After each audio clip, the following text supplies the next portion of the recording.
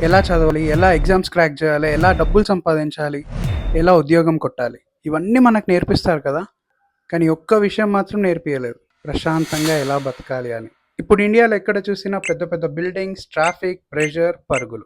కానీ మనం ప్రశాంతంగా ఉండడానికి ఎన్ని పార్క్స్ ఉన్నాయి? మనుషులు కుటుంబం కోసం పొద్దున్న నుంచి రాత్రి వరకు చాలా కష్టపడుతున్నారు.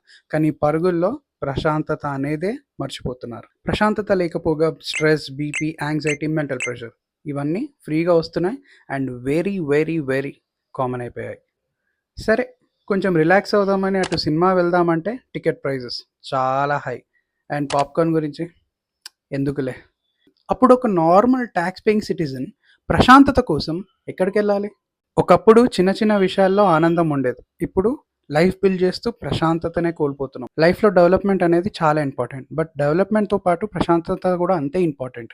ఇంత సంపాదించినాక ఒక్కరోజు కూడా నిద్రపోకపోతే సరిగ్గా ఇక సంపాదించింది ఎందుకు? దేనికి? మీరేమనుకుంటున్నారో కమెంట్స్లో చెప్పండి.